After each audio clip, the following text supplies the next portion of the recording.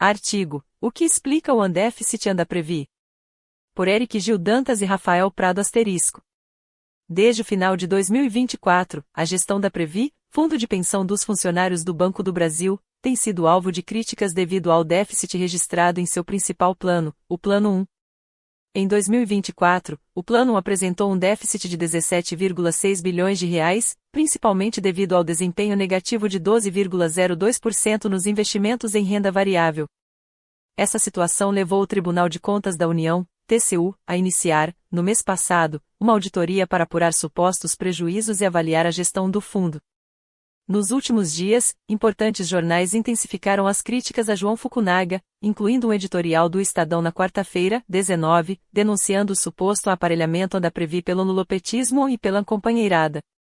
Nada disso é novidade. Fundos de pensão enfrentam momentos em que a rentabilidade fica abaixo da meta, resultando em perda de valor patrimonial, enquanto setores da imprensa culpam sindicatos e sindicalistas por qualquer suposta ingerência em questões econômicas, ainda que isso envolva a gestão de suas próprias poupanças.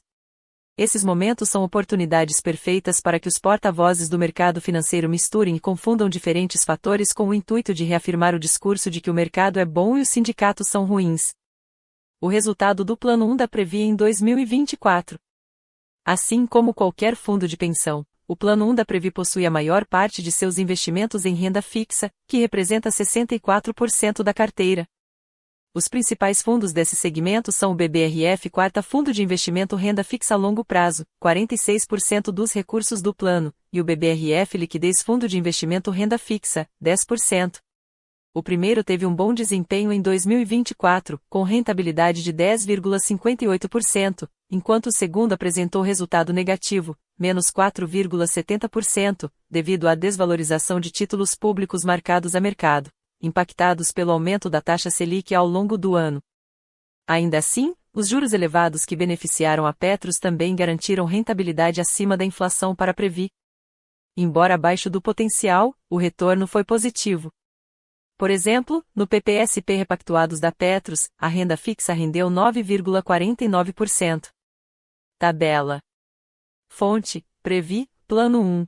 O principal fator que explica o undéficit do Plano 1 foi a rentabilidade negativa da renda variável, menos 12,02%, reflexo de um ano ruim para esse segmento. O Ibovespa, que reúne as principais ações da B3, caiu 10% em 2024. Para efeito de comparação, os planos BD da Petros tiveram uma queda menor, 4%, mas os planos PP2 e PP3 registraram quedas semelhantes à do Plano 1 da Previ, com rentabilidades negativas de 11% e 10%, respectivamente. Vale lembrar que a renda variável vinha de 2 anos consecutivos de bons resultados, com retorno positivo de 17% tanto em 2022 quanto em 2023. Contudo, não é a rentabilidade negativa em si que gera o déficit, mas sim a desvalorização de mercado das ações detidas pela Previ. O gráfico a seguir apresenta a evolução dos preços das principais participações do Plano 1 da Previ, Vale, Neoenergia, Banco do Brasil, Petrobras e Itaú Unibanco. Todas essas ações sofreram desvalorização entre o final de 2023 e o final de 2024, acompanhando a tendência do mercado. No caso da Vale, por exemplo, a queda foi de 29%, de R$ 77,20 para R$ 54,55. No entanto, todas as ações já estão se recuperando. Até 18 de março, a Vale subiu 5%, o BB 18% e o Itaú 16%. Gráfico 1. Preço das principais ações do Plano 1 da Previ, em reais. Como essa desvalorização afetou o patrimônio da Previ? Vejamos o caso da Vale. O Plano 1 da Previ detém 385,9 milhões de ações da companhia. Ao fim de 2023, essas ações estavam avaliadas em 29,8 bilhões de reais no mercado acionário. Ou seja, se a Previ vendesse todas as ações pelo preço daquele momento, R$ 77,20, receberia esse montante. No entanto, essa não é exatamente a realidade. Primeiro, ninguém coloca quase 30 bilhões de reais em ações no mercado sem provocar uma queda significativa nos preços, devido ao excesso de oferta e à possível desconfiança do mercado. Segundo, esse valor é uma métrica de mercado e não significa que a Previ tem esse dinheiro disponível no banco. No contexto de um fundo de pensão, trata-se, em grande parte, de uma abstração. O preço de uma ação pode ser R$ 10 em um mês e R$ 7 no seguinte, mas isso não significa, de forma literal, uma perda patrimonial de 30%. Ainda assim, essa métrica é essencial para mensurar o valor do plano. O fato é que, apenas com a desvalorização das ações da Vale, considerando o número de papéis detidos pelo plano e seus preços ao final de cada ano, houve uma perda de 8,7 bilhões de reais. No caso da Neoenergia, a perda foi de 893 milhões de reais, no Banco do Brasil, 455 milhões de reais, na Petrobras, 152,5 milhões de reais, e no Itaú, 298 milhões de reais. Somadas, essas 5 empresas perderam 10,5 bilhões de reais em valor de mercado. No entanto, essa desvalorização já foi parcialmente revertida, com um aumento de 2,8 bilhões de reais no valor de mercado dessas companhias até o momento. Gráfico 2, total do valor de mercado das ações em posse do Plano 1 da Previ, 4 principais empresas, em bilhões de reais. Mas isso significa que Vale, Petrobras e Itaú perderam sua capacidade de gerar dividendos, que é o principal objetivo dos investimentos do fundo? A resposta é não. A tabela abaixo reproduz um levantamento da Janus Henderson com os maiores pagadores de dividendos do Brasil. Apesar da desvalorização de suas ações, a Petrobras segue como a maior pagadora do país, com 10,83 bilhões de dólares em dividendos distribuídos em 2024, seguida pela Vale, 4,16 bilhões de dólares, Banco do Brasil, 2,72 bilhões de dólares, e Ambev, 1,7 bilhão de dólares. A Previ tem participação em todas essas empresas, pois seu foco principal é o retorno via pagamento de dividendos.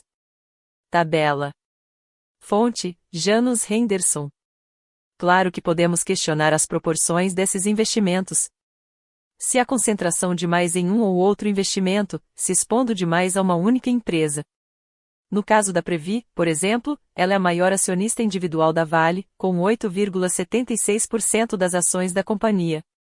No entanto, é difícil encontrar uma empresa mais sólida do que a Vale, que é a segunda maior do Brasil e, quase sempre, a segunda maior pagadora de dividendos, atrás apenas da Petrobras. O mesmo vale para outras companhias nas quais a Previ tem grande participação, como Neoenergia, Banco do Brasil, Petrobras, Itaú, Ambev, JBS, Vibra, Bradesco e Ultrapar, todas referências na economia brasileira. Ainda assim, a solidez dessas empresas não elimina a possibilidade de oscilações no mercado. O funcionamento do mercado acionário envolve variações de preços, e essas flutuações não devem ser confundidas com fragilidade estrutural das companhias. Além disso, é sempre importante lembrar que a política de investimentos de um fundo de pensão é submetida à aprovação do Conselho Deliberativo e, após isso, é encaminhada para a Previc, que tem a função de fiscalizar se a política está aderente às características dos planos e se está aderente à Resolução CMN 4.994/22 que dispõe sobre as diretrizes para aplicação dos recursos garantidores dos planos administrados pelas entidades fechadas de previdência complementar, normalmente com prazos de 5 anos, já que a previdência tem uma perspectiva de longo prazo. Não são escolhas aleatórias e sem nenhuma fiscalização. O que fica claro é que essa ofensiva contra a Previ e a gestão do João Fukunaga, um ex-sindicalista, faz parte da disputa política que visa derrotar o atual governo em 2026. Nenhum indício de problemas na gestão foi apontado pelo Tribunal de Contas da União, TCU, no anúncio da auditoria urgentíssima. Muito menos problemas de gestão relacionados ao mau resultado dos ativos do plano. É claro que temos de seguir fiscalizando a governança e a gestão dos fundos de pensão, mas não podemos dar margem para que os que, até ontem, arquitetavam o caminho para levar nosso patrimônio para a carteira dos bancos privados, criem espantalhos para atacar o sistema fechado de previdência complementar. Asterisco Eric Gil Dantas, economista do IBEPS e da IPET-BA, e Rafael Prado, presidente do Sindipetro SJC e membro do Conselho Deliberativo da Petros. Divulgado no site do Sindipetro SJC.